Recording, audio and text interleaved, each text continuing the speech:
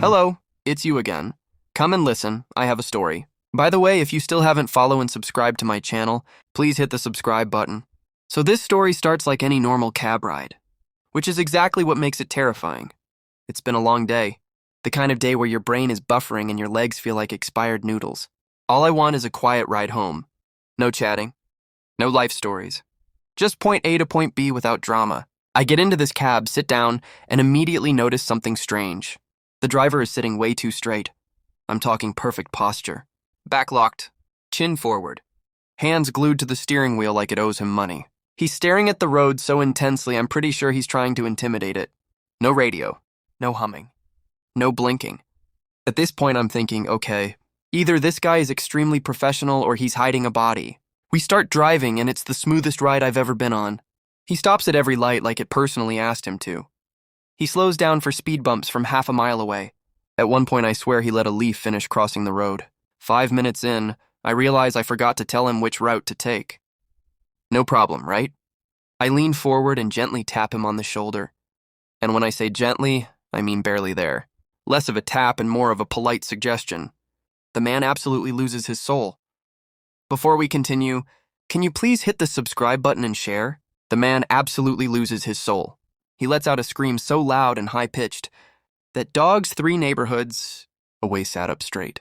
The cab swerves violently, nearly kisses a bus, hops onto the footpath like it's trying parkour, and stops inches away from a shop window. I'm in the back seat thinking, this is how it ends. I survived everything else just to die because I touched a stranger.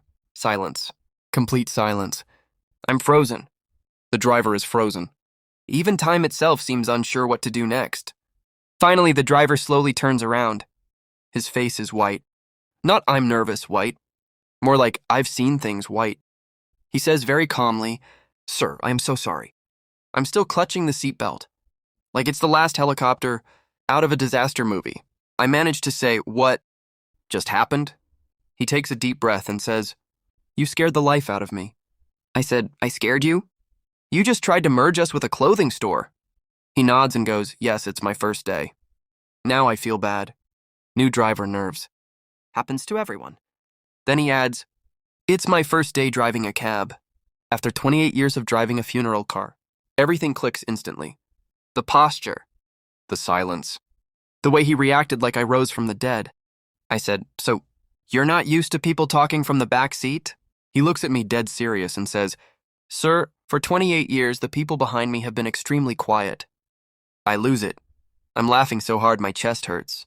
I say, "So when I tapped you?" He interrupts me and says, "My first thought was, why is the corpse touching me?"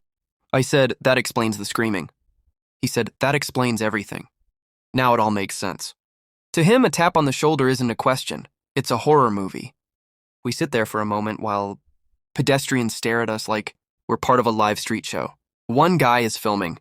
Another looks disappointed we didn't crash. The driver slowly pulls back onto the road, and the rest of the ride is dead silent. No radio, no talking. I don't even breathe loudly. I don't want to trigger him again. When we finally reach my place, I pay him, give him a generous tip because therapy isn't cheap, and as I get out, I say, "Good luck with the new job." He smiles and says, "Thank you. Tomorrow I'm putting up a sign."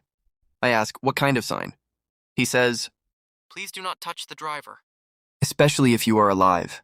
And ever since that day, whenever I get into a cab, I keep my hands to myself.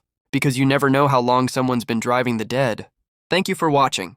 Stay tuned for more funny videos.